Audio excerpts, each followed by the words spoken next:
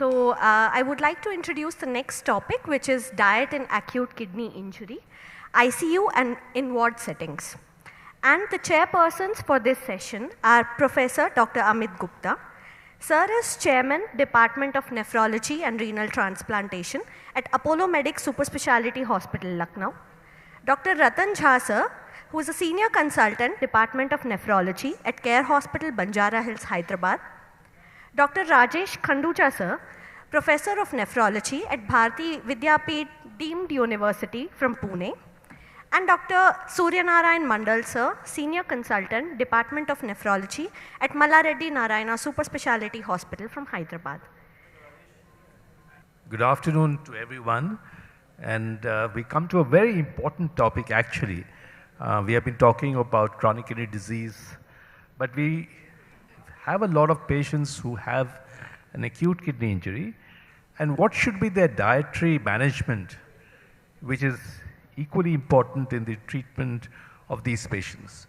So for this, we have Professor Sandeep Mahajan, who is speaking to us about this, this topic, and at least educate us about what should be the dietary management of patients who are admitted to the ward in the intensive care unit and who have an acute kidney injury.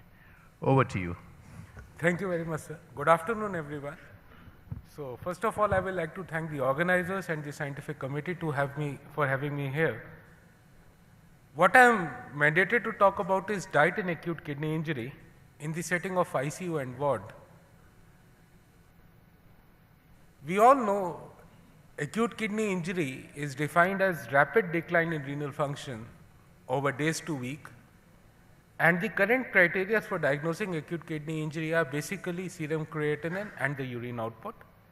And we all are aware of the KDIGO classification, which sequentially, gradiently takes acute kidney injury from stage 1 to stage 3, from essentially patient at risk or early stages of acute kidney injury to patients with more severe disorders requiring renal replacement therapy. We are also aware that we have been dividing acute kidney injury into pre-renal, renal and post-renal factors. Pre-renal essentially would be those reversible if we can reverse the pre-renal condition, and it's dehydration, cardiac failure. And intrinsic would be establishment of acute tubular injury, acute interstitial nephritis and so on. But we all know in our hospital setting, most of the patients would actually won't have one or the other acute kidney injuries causes, but they would have multifactorial acute kidney injury. And the common factors we all know are sepsis, drugs, contrast agents, patients coming with underlying chronic kidney disease or what we call as acute on CKD. So it's actually a mixed bag. It's not very clear that the patient would be falling into any of these three. In fact, they can be suffering from one or two or all three of them in one go at all. So for the relevance of my topic, it's important dietary to classify acute kidney injury besides the KDIGO into whether the patient is having a hypercatabolic or a non-catabolic state. And this is what the title means, ICU and ward, because in ward mostly you would have patients who are non-catabolic or less catabolic along with acute kidney injury. And catabolic are the ones who would be having typically multifactorial injury and would require ICU care because of the involvement of multisystem organs. It's also important to note that the patients who are hypercatabolic are more likely to have more severe stages of acute kidney injury and are more likely to require renal replacement therapy. And if they are in ICU, they are more likely to get continuous renal replacement therapy rather than the intermittent forms. So what I would be doing in the next 15 minutes is trying to address as to why we need to talk about diet in acute kidney injury. What is the link between the acute kidney injury and the diet? Once we are having a patient with acute kidney injury, what should be our goals and how to monitor the nutritional therapy in patients with acute kidney injury? When and how to start nutrition? What are the nutritional requirements? And finally, the current guidelines, few practical tips, and obviously all of us do, is quite frequently we have errors while managing this patient nutritionally, and just to give a shout out for them. Acute kidney injury now no longer is considered to be renal inflammation or renal injury or acute tubular injury in isolation. It's actually a stage of dysmetabolism. A patient with acute kidney injury is likely to have multiple metabolic abnormalities, which start with insulin resistance, hyperglycemias, oxidative stress, more production of reactive oxygen species, and reduction in antioxidant capacity. We all understand that once you have acute kidney injury, you would have fluid and electrolyte abnormalities. Besides acute kidney injury itself, it's the underlying status of the patient or the cause which led on to acute kidney injury, whether the patient has multi-system organ failure, is suffering from sepsis, has severe trauma or burns. They all would play an important part in this ongoing dysmetabolism because of acute kidney injury. And once we start renal replacement therapy, what is the type of renal replacement therapy we offer, and whether it's a continuous or an intermittent therapy. So we would have a whole bouquet of challenges once we manage a patient of acute kidney injury nutritionally. Patients with acute kidney injury in ICU are actually suffering from double whammy. The patients who are admitted in ICU are already depleted in terms of protein energy, and they are protein energy wasted. And we understand from multiple observational studies that protein energy wasting is an independent predictor of in-hospital mortality.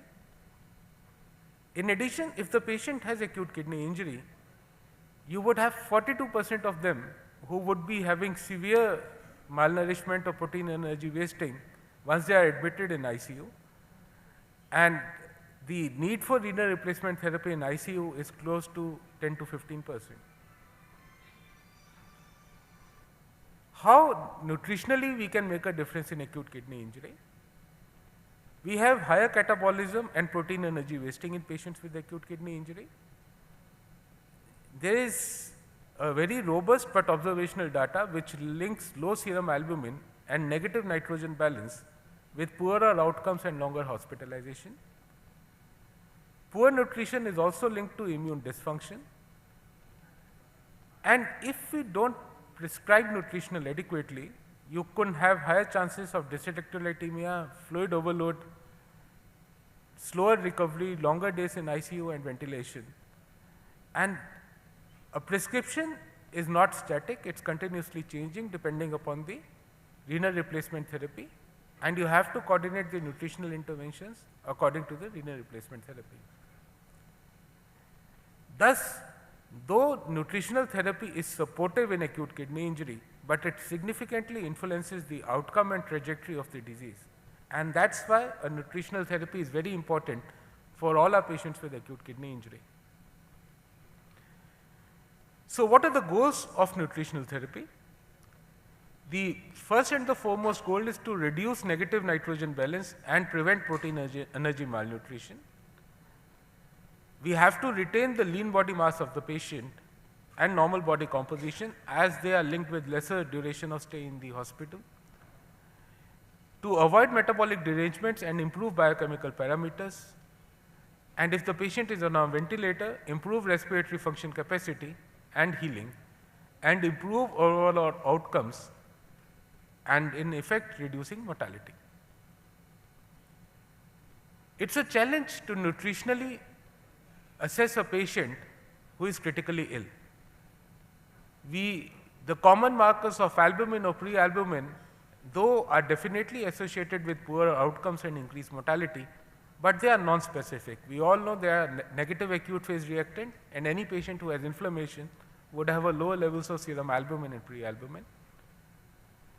The modifications in body weight, which is another marker for poor nutrition, again is limited because of fluid retention, and total body water retention might actually mask the loss of dry weight. The routine anthropometric measurements are altered by the subcutaneous edema these patients have. Protein catabolism rates and energy expenditure and subjective global assessment. The calculations or the formulas which we use routinely are not meant for hypercatabolic critically ill patients. They are okay for patients who are hemodynamically stable and not critically ill. And newer markers of growth hormones and inflammatory markers, though are studied in observational studies, are not validated and have a very limited data in patients with acute kidney injury. It's not that the effort has not been made. There are few screening tools which have been developed. But at the offset, I would like to highlight that there is no validated screening tool which is specific to acute kidney injury. The nearest we have is the renal INET protocol or the renal INET scorecard, which is developed for renal inpatients and includes appetite, dietary intake, kidney-specific dry weight, but it is only accepted in a single center and it has not been externally validated in a lot of population.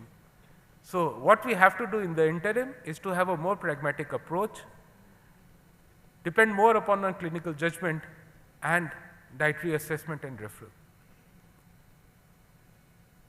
So coming on to the main question of today's talk, and that is when and how to start nutrition. We have ESPN recommendations as to when to start nutrition. So they would suggest, and it's a grade A or 1 recommendation, that all patients who have been hospitalized with acute kidney injury or acute kidney disease should be considered for medical nutrition. The medical nutrition should be started early, usually within 24 to 48 hours if feasible, and to provide medical nutrition to any ICU patient with acute kidney injury if he is staying in the ICU for more than 48 hours. So they seem to be quite broad but still useful guidelines. The second question comes, okay, we know when to start. How do we start and which is the way we should prefer? The consensus overwhelmingly is to prefer the enteral route if feasible.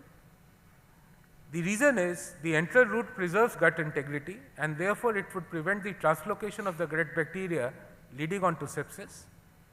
It therefore lowers the infection rates. It has been definitely shown to shorter the ICU hospital stay as compared to parenteral nutrition.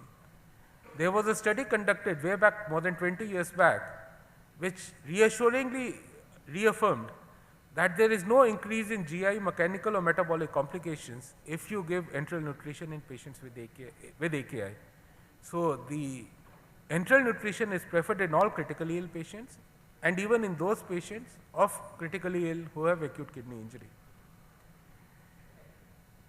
It's also imperative to avoid in the acute phase or in the first 48 hours to 1 week to have full energy feeding. I would be talking a bit more upon that. The preferred modality which they prefer in ICU now is trophic or low dose continuous nutrition enterally, and that would be 10 to 20 kilocals per hour. And then to subsequently escalate stepwise after assessing the tolerance and stabilization, and you go on to 80 to 100% by 72 hours. It's not that parenteral nutrition is a villain. It still has a definitive role in managing quite a number of patients. So when enteral nutrition is contraindicated, obviously that's where you would go for parenteral nutrition. But here I would like to highlight that just being on vasopressors is not a contraindication alone for enteral nutrition. So many times intensivists will say the patient is on vasopressors and he should be preferred parenteral nutrition, which is not true. It's only if the patient has escalating shock, even on multiple vasopressors, then because of gut ischemia, parenteral nutrition is preferred over enteral nutrition. The second important area would be when enteral nutrition has been consistently inadequate to meet the needs, and that would be less than 60% for more than a week. And even if you have to give parenteral nutrition, as the ESPN guidelines would suggest, you delay it usually by 48 hours unless it is emergently indicated because of severe underlying malnutrition which the patient has already come with. So unless the patient is severely malnourished or at a high nutritional risk, you should be waiting for at least 48 hours before starting parenteral nutrition. So as I said, it's not a villain, it's a dire need and it's required in a good majority of our patients. So what are the nutritional requirements in acute kidney injury? The usual, so many times we see that our residents or intensivists in the prescription would write renal diet, and that's all. I don't know how the nutritionalists here in the hospitals understand and manage this kind of renal diet. But for patients with acute kidney injury, there is no one-size-fits-all renal diet, and it would depend a lot upon the patient's catabolism, ability to give enteral feeds. It would also depend upon the type of renal replacement therapy we are giving. And here there is an important difference between ICU and ward patients. Ward patients usually would be, as I said, lower catabolic rates, and where enteral nutrition would be more easier to give. The most crucial part of any nutritional prescription is how much calories to give, what would be the energy requirements. This is important because it's a U-shaped curve. If you underfeed your patient in calories, then malnutrition occurs, which has a bad outcome, and even overfeeding would lead on to abnormalities and of glucose and fluid, and therefore both under and overfeeding are deleterious. The general target would be to give 20 to 30 kilocalories per kg per day. Again, the demand would be varying depending upon the catabolic states and so many more factors. And if possible, the best way in critically ill is to measure by indirect calorimetry if that's available with us. What can be the harm of overfeeding? It can lead on to mitochondrial dysfunction, reducing the ATP synthesis. It can lead on to autophagy inhibition and therefore impair the cellular housekeeping. It can suppress ketogenesis, which again would lead to loss of neuroprotective and anti-inflammatory benefits of a ketosis. And hyperglycemia and insulin overuse can lead on to worsen organ recovery. So it's associated with longer stay in hospitals, longer day on ventilators, and longer dialysis support. So overfeeding in all our critically ill patients is actually discouraged. And as I said, most of the time you would go with 60 to 70% for the initial period. So this is the phased approach we follow for energy targets. Day 1 to day 3 usually are hypocaloric phase, and day 3 onwards is progressive increase, and from 60 to 70% you increase to 80 to 100% from day 3, and again the rationale remains the same, that overfeeding would lead on to poorer outcomes. While calculating the energies and the calories, it's also important to look at the hidden calories which we give into our patients who are on renal replacement therapy.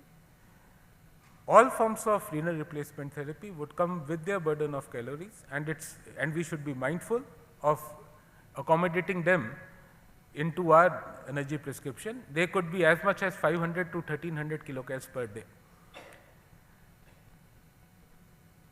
The protein prescription is another important thing, and the age-old thing of restricting protein, which I believe what the renal diet means, is actually counterproductive. So at no time a patient on acute kidney injury would be depleted or deprived of proteins just to reduce uremia or decrease the production of urea, because this would lead on to poorer outcomes. The aim of protein prescription should be to support nitrogen balance, preserve lean mass, and to replace the ongoing losses due to the renal replacement therapy.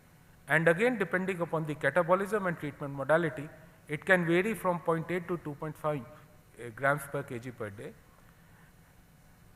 And it's also important to reassess the protein requirement once the AKI resolves or you start off with renal replacement therapy.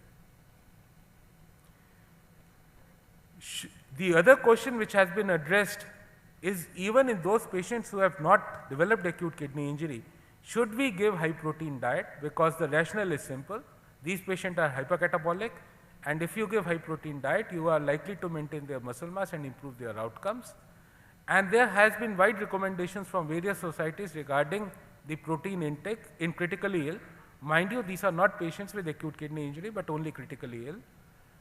We had a beautiful trial published few years back in the Lancet, the effort protein trial, which was a multicentric international randomized controlled trial, which managed to recruit around 1300 critically ill patients. They were given high protein versus standard protein, and you look at the high protein diet, that was 2.2 grams per kg versus 1.2. They could attain 1.6 and 0.8 in their respective groups. within 96 hours of admission, and they looked at time of discharge and 60-day mortality. And as you can see in this graph, there was absolutely no change in the mortality with either form. But more damning was the effect of high protein diet in these critically ill patients who developed acute kidney injury, and this is the secondary post-hoc analysis.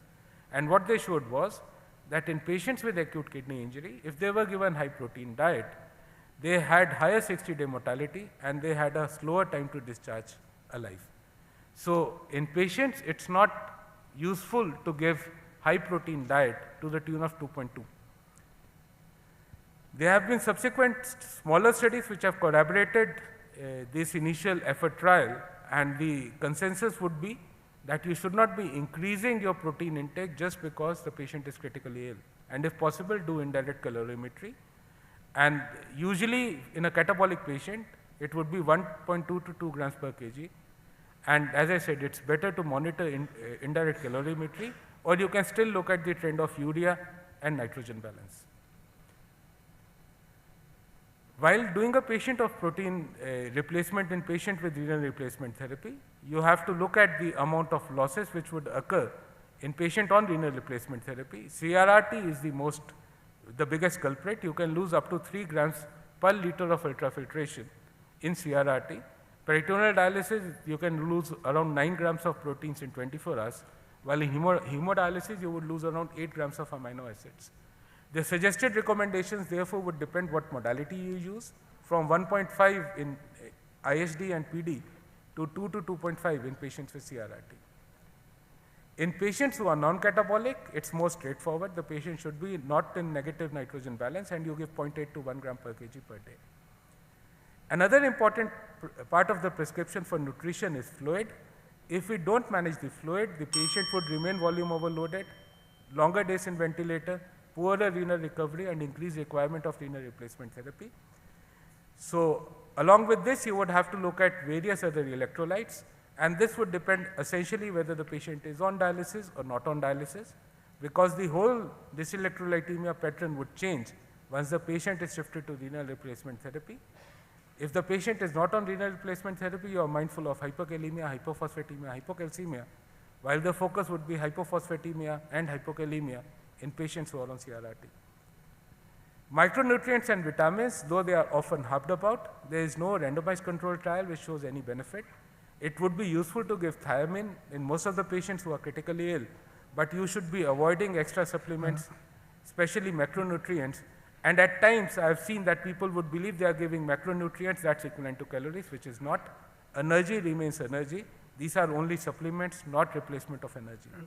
Dr. Mahajan, you have to... Yeah, sir, just the guidelines are, these are the guidelines for energy. As you can see, they still have a small consensus as far as the energy, protein intake, and protein renal replacement therapy is concerned.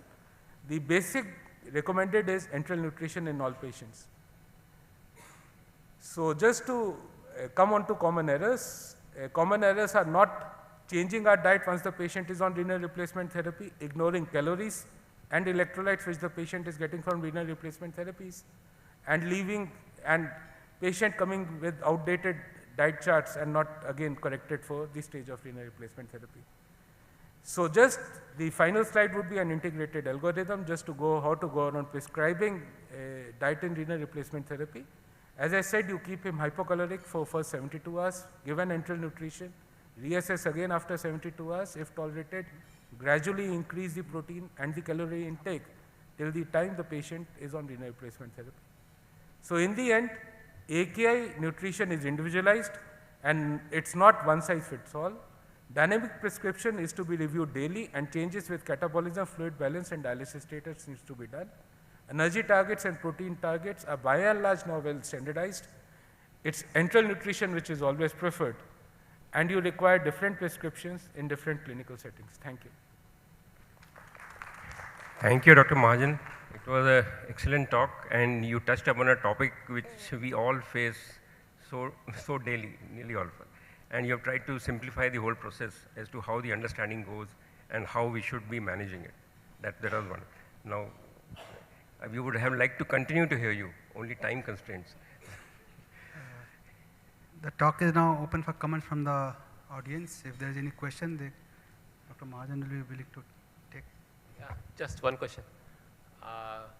What is your comment on use of injectable albumin as a replacement for or as a therapy, as a nutrition therapy in hypoalbuminic patients in ICU settings?